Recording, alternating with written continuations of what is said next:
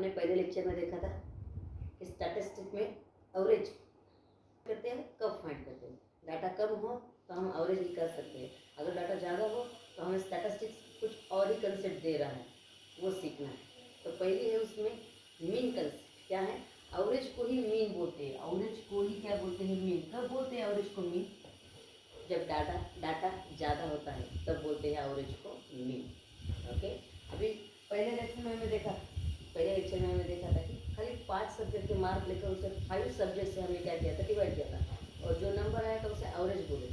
अभी मीन निकालते वक्त क्या है, डाटा ज़्यादा है। अभी एक क्लास में जाएंगे, क्लास में जाकर बच्चों से पूछेंगे तुम्हारे मैथ्स के मार्क्स कितने हैं आउट ऑफ 20, तुम्हारे कितने, ऐसे पूछते 4 क्लास के हम पूछेंगे तो हम, और वो डाटा क्या करेंगे, एक रफ पेज पे कलेक्ट भी करेंगे। फिर उसको क्या करेंगे, मीन टेबल में मीन निकालने के लिए उसका प्रिपरेशन करेंगे। क्या करना है उसका स्टडी, तो हमें देखना है कि उसमें से सबसे कम मार्क्स किसके हैं, कौन से है, सबसे ज़्यादा मार्क्स कौन है, और हमें फिर फ्रीक्वेंसी टेबल बनाना है। ये फ्रीक्वेंसी क्या है, फ्रीक्वेंसी ये है कि कौन सा मार्क ज़्यादा टाइम आया है। मार्क बोले तो हम जब बच्चों के मार्क्स कलेक्ट करते हैं तो उसे ऑब्जर्वेशन करते हैं, स्टैटिस्टिक के लैंग्वेज में क्या बोलते हैं, उसे ऑब्जर्वेशंस बोलते हैं। तो जो ऑब्जर्वेशंस ज़्यादा टाइम आया है तो उसकी फ्रीक्वेंसी भी ज़्यादा टाइम। सपोज हमने 20 बच्चों के मार्क्स कलेक्ट कर लिए और उसमें 10 नंबर बहुत लोगों को है, बहुत बच्चों के मार्क्स 10 ही है, तो 10 की फ्रीक्वेंसी ज़्यादा होगी। ओके, तो हम आप मीन निकालने के लिए एक टेबल बनाना पड़ता है, उसे टैबुलेशन फॉर्म बोलते हैं। क्या बोलते हैं, टेबल से टैबुलेशन फॉर्म बोलते हैं। तो हम मीन निकालने के लिए पहले फ्रीक्वेंसी डिस्ट्रीब्यूशन टेबल बनाएंगे और उसके बाद मीन का एक फॉर्मूला बनाएंगे और मीन फाइंड करके मीन निकालने के लिए मैं एक प्रॉब्लम लेकर आपको सॉल्व करके दिखाऊंगी कैसे। एकदम इजी कंसेप्ट है, बहुत ही ज़्यादा इजी है। पहली बार ये तुम्हारे मैथ्स के 8th क्लास में आई। ओके, स्टैटिस्टिक नाम के चैप्टर के बीच में ये मीन कंसेप्ट ही है, खाली वहाँ वो पहली बार सिखाई। उसके मीन निकालने के लिए हमें फ्रीक्वेंसी डिस्ट्रीब्यूशन टेबल को बनाना है। वो कैसे बनाते हैं तो पहले वो देखेंगे। इसके लिए एक मैं प्रॉब्लम लेती हूँ छोटा सा। Okay, marks obtained by 20 students of the class 21, 23, 24, 20, 21, 23, 25, 20 हमारे मार्क्स हमने कलेक्ट किए। जाकर क्लास में जाकर एक पेज पे नोट किया है तुम्हारे मार्क्स कितने हैं, तो एक ने बोला मेरे 20 है, एक ने बोला मेरे 21 है, दूसरे ने बोला मेरे 23 है, चौथे ने बोला मेरे 24। ऐसे 20 बच्चों को पूछा, तो ये हो गया रॉ डाटा। अब इससे हम निकालेंगे कि उस क्लास में 30 में से एवरेज मार्क्स क्या है, कि बच्चों को कितने मार्क्स मिले। तो हम बोलेंगे अरे इस 9th क्लास का रिजल्ट इतना है। रिजल्ट बोले तो उस क्लास में बच्चों ने एवरेज कितने मार्क्स लिए हैं, तो सब बच्चों ने ज़्यादा से ज़्यादा और कम से कम 23 मार्क्स लिए। ऐसे बोल रही हूँ मैं, सिंपल बोल रही हूँ, अभी मैंने निकाला नहीं है मीन। ओके, अब हम मीन निकालें। तो मीन के लिए एक टेबल बनाते हैं, इसको बोलते हैं फ्रीक्वेंसी डिस्ट्रीब्यूशन टेबल। ओके, अब ये टेबल बनाएंगे। तो फ्रीक्वेंसी क्या है, देखो 21 की फ्रीक्वेंसी कितनी है, 21 कितनी बार हमें ऑब्जर्वेशन में आया है, एक बार ऑब्जर्व किया कहीं आया, ये 4थी बार। तो 21 की फ्रीक्वेंसी कितनी हो गई है, 4 हो गई। आया समझ में क्या, 21 की फ्रीक्वेंसी कितनी हो गई है, 4 वाली। तो हम देखेंगे पहले इस पूरे ऑब्जर्वेशंस में कम से कम मार्क्स कौन से है और ज़्यादा से ज़्यादा मार्क्स कौन से है। देखेंगे कौन से है, कम से कम आई थिंक 20 है, और ज़्यादा से ज़्यादा कितने हैं 20। तो मैं चेंज कर सकती हूँ। आया, तो हम अब फ्रीक्वेंसी डिस्ट्रीब्यूशन टेबल बनाएंगे। इसमें 9 out of 30 are this. Okay, there are 20 observation. Students कितने हैं मेरे, 20 है। तो 1 2 3 4 5 6 7 8 9 10 11 12 13 14 15 16 17 18 19 20 हो गए क्या, आप एक बार चेक कर लो, ये ज़्यादा हो गया। ओके, ये ज़्यादा ऑब्जर्वेशन हो गया। अब मैं बना रही हूँ frequency distribution table. Frequency distribution table. Okay, now see carefully, there are 3 columns. Okay, this is the basic of the statistics. This is the class 8th से हमने 7th से स्टार्ट किया है 10th के स्टैटिस्टिक को सिखाने के लिए। ओके, तो ये तो है। और जो सीखा था वो 7th क्लास का। अब हम आए हैं 8th क्लास में, इसके बाद हम जाएंगे 9th में और उसके बाद हम जाएंगे 10th में। और ये सब क्लास मिलकर 10th बना है। ओके, और एक बार ये समझ में आया, सबसे इजी चैप्टर है स्टैटिस्टिक, उसका वेटेज भी 10th क्लास को है 12 मार्क्स का। तो आप इसे कंपल्सरी और बहुत अच्छे तरीके से माइंड में लेकर जाइए। ओके, तो ये है तुम्हारा फ्रीक्वेंसी डिस्ट्रीब्यूशन। पहला कॉलम बनाएंगे हम, दूसरा कॉलम बनाएंगे हम, और तीसरा कॉलम। ओके ओके, चलो चलो।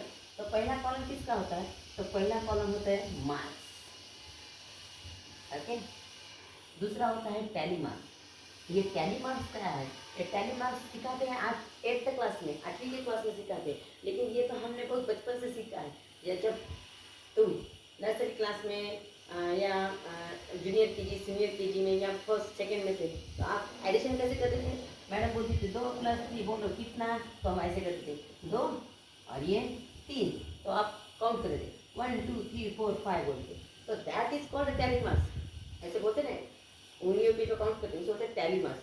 तो 8th क्लास में वो आया है, फिर बाद में वो चला जाता है। 9th क्लास में जब आते हैं तो इस टैली मार्क्स को लिखने की जरूरत नहीं पड़ती। क्यों? क्योंकि कॉलम आगे बढ़ जाते हैं। तो इस वजह से इस कॉलम को क्या करते हैं? डिलीट। हम पहली बार मीन सीख रहे हैं तो हमने ये टैली मार्क्स का भी कॉलम ले लिया है। टैली मार्क्स कैसा होता है अब मैं दिखाऊंगी, दिखा तो दिया है। यहाँ कैसे होता है ये दिखाऊंगी। और यहाँ है फ्रीक्वेंसी, यहाँ है फ्रीक्वेंसी। ओके, फ्रीक्वेंसी बोले तो क्वेश्चन नंबर बार बार बार बार और कितनी बार आया है ये लिखना, इसके मतलब होता है frequency. Now which is the smallest और लिस्ट मार्क्स, कम से कम कितने मार्क्स है हमारे पास? 20 है। और ज़्यादा से ज़्यादा कितने हैं? 30 है। ओके, चलिए तो आप 20 से निकालिए। 21, 22, 23, 24, 25, 26, 27, 28 and 29 and this is a 30. Okay okay, चलो अब देखो 20 मार्क्स कितने बच्चों ने मिलाए हैं? 1 2, only 2 times, so this is the 2 times, 2 marks right. Okay, अब देखिए 21 कितने बच्चों को मिले हैं मार्क्स? 1 2 3 4 और यहाँ एक है 5। तो 5 कैसे करते हैं? जब 4 तक तो हम ऐसे लाइन बोलते हैं। ओके, और जब 5th नंबर आता है तो यहाँ एक क्रॉस माने। ओके, 5 अभी 6 हुआ तो यहाँ एक और माने। 10 होने के बाद ऐसे के 1 2 3 4 और एक 5 हो गए 10, 5 और 5 10। तो हमारे यहाँ ऑब्जर्वेशन खाली कितने हैं? 5 है, तो मैंने 5 ले दिए।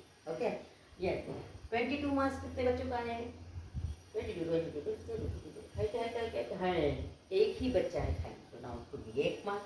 21 1 2 3 4, there are 4 students to get a 23 marks। Okay, next 24 का देखो कितने हैं? अभी मैं अपने अपने यहाँ से ढूंढ कर वहाँ लिख रही हूँ, तुम अपने अपने ढूंढो। ओके, 24 कितनी बार आया है? खाली एक बार आया है। 25 कितने? 28 है 2 बार। 29 देखो देखो फर्स्ट फर्स्ट 1 2 दिखा मुझे, और है क्या कहीं? नहीं है। अभी 23 30 कहाँ है? यहाँ है 8।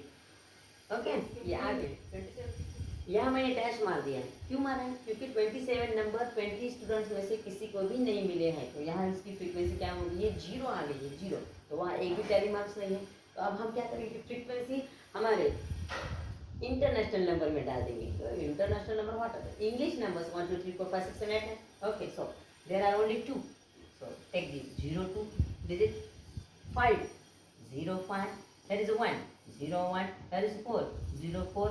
Okay, here is a 1 1, here is a 1 1, here is a 1 1, here is a 0 0, here is a 2 2 2 2 and 1. Now count this. इस सब फ्रीक्वेंसी की एडिशन कितनी आना चाहिए? कितनी आनी चाहिए? 30 या 20? 20 आनी चाहिए, क्योंकि कितने बच्चे हैं? कितने बच्चों के मार्क्स है ये सब? 20 स्टूडेंट्स के हैं। तो इन सब की एडिशन अगर 20 आई तो तुम्हारा फ्रीक्वेंसी डिस्ट्रीब्यूशन टेबल करेक्ट है, आपको मार्क्स मिल जाएंगे। अगर एक भी गलत हुआ तो मार्क्स 0 मिल जाएंगे। ओके, सो काउंट करो, बोलो वो 20 है या नहीं?